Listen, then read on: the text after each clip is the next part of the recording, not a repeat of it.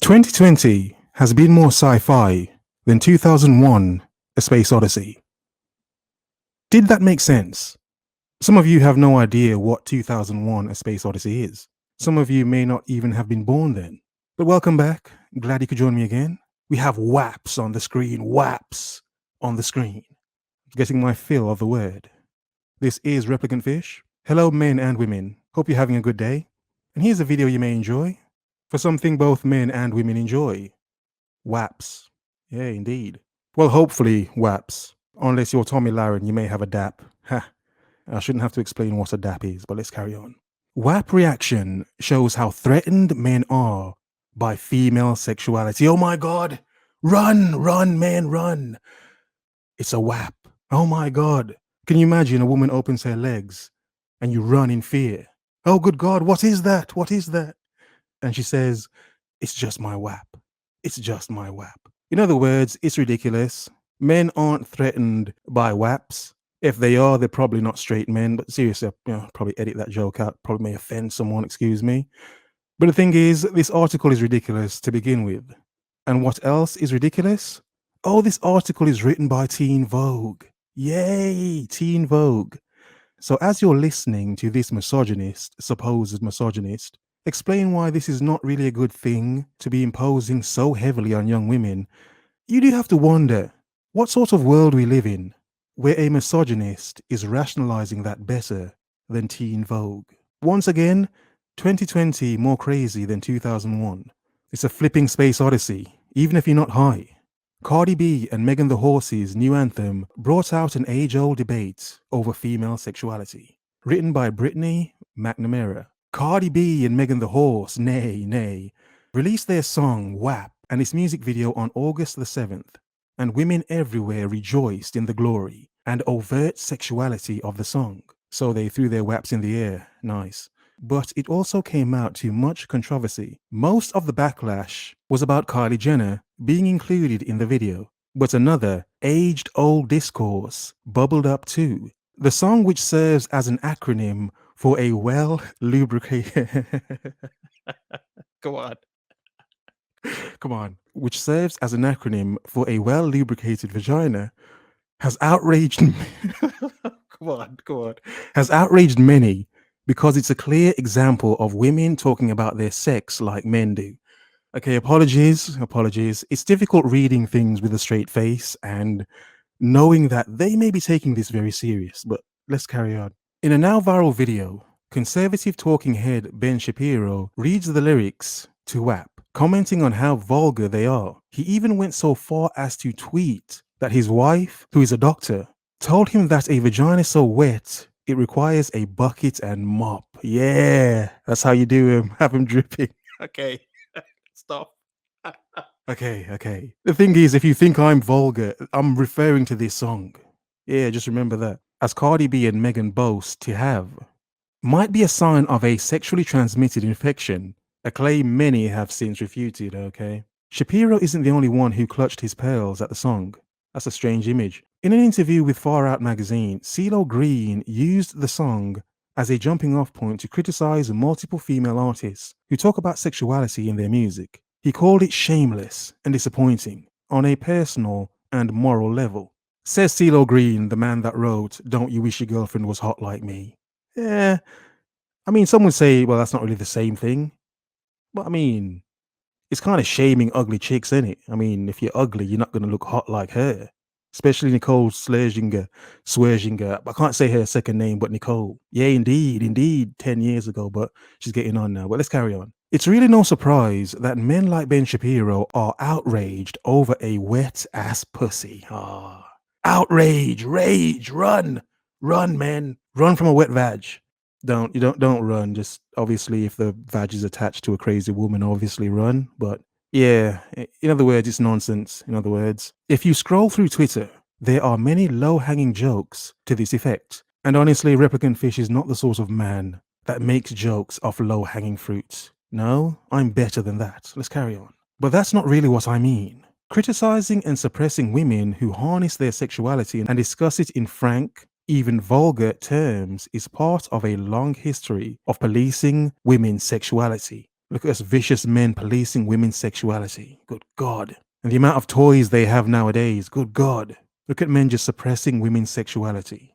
Women have countless amounts of toys and men are shamed for wanting android chicks that can look like any woman they want to. You know? We're shamed for that. For wanting replicants. How dare you? Yeah. Let's carry on. So no, it's not surprising that some men are threatened when women display and celebrate their sexuality. It's unfortunately to be expected. Oh, the drama. Oh, the drama in this article. It is written on Teen Vogue. As I said before in my previous WAP video, I actually love this song. I think it's a good song. I think it represents today, 2020. I'm like, yeah, this makes sense. Good. We need more of this. We don't need more of it. The point is, it's the blatant nature of the song, which is nice, which is what I've been saying, all year, how more women should do this. Be more blatant with their desires, their wants, and their truths, so that more men can learn. And they don't all believe you're angels. No, they believe you're the women you are, walking around, throwing the WAPs you're throwing, because that's reality. Women's sexuality has long been a threat to cisgender men. I hate that word, but let's carry on. Which we can trace even as far back as the Bible. The Bible. Interesting thing, many men in my comment section quote the Bible. It's like I have so many videos of men quoting the Bible. Thank you. Because in doing so, I've learned something. How the Bible had bars about women. The Bible had gems about women. The Bible was real. Like, damn, I probably should read this book. Probably should put down 2001 A Space Odyssey and read some real sci-fi. Yeah, the Bible. It's a science fiction book. Yeah, let's carry on. In the story of Adam and Eve, women are painted as temptresses, indeed, who will lead to the destruction of man. It makes sense.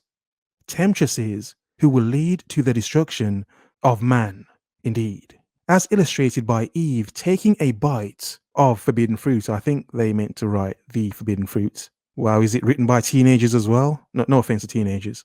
Women's sexual desires were to be controlled, or the woman displaying desires outside the norm was to be punished. She was to be whipped good, even though she may enjoy it, but let me stop. Stop. Let's carry on.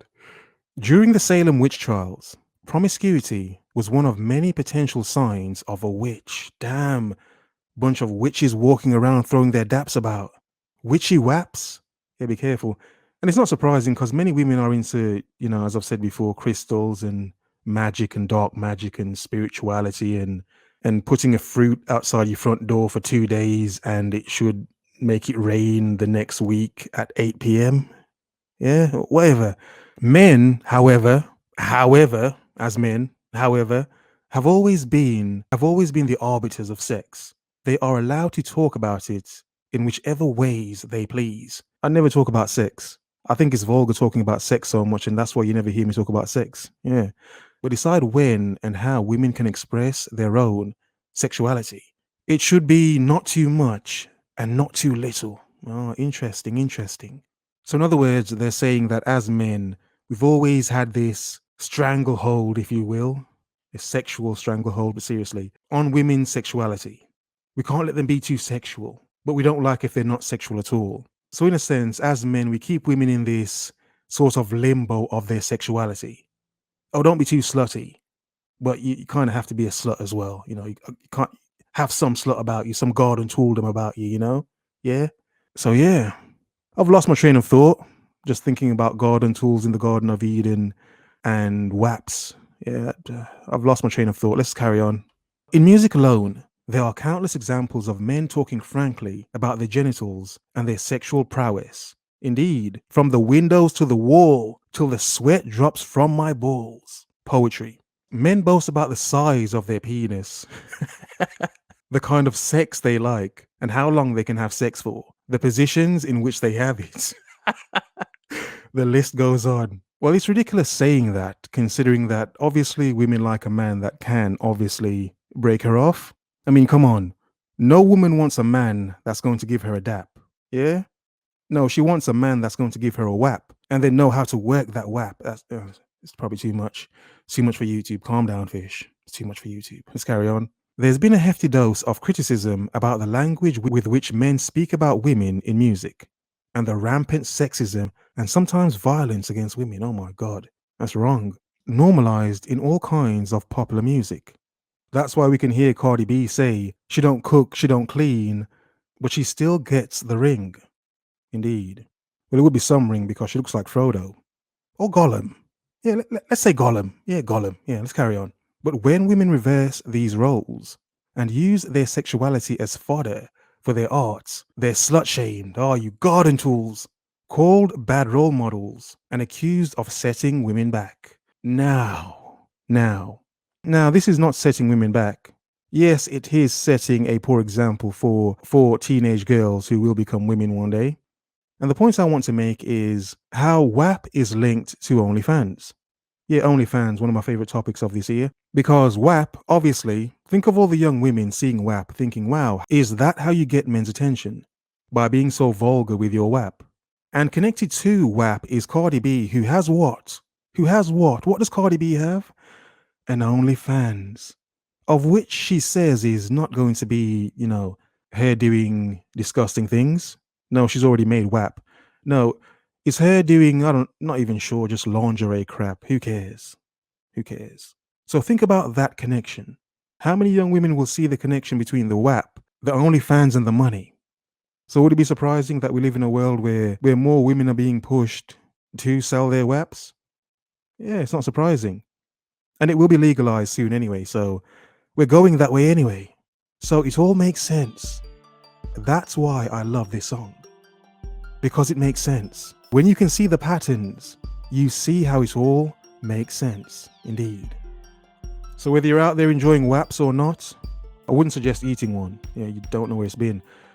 But whether you're enjoying WAPs or not, stay protected. In other words, focus, observe,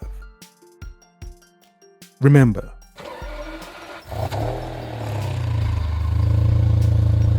The world is yours. Have a nice day.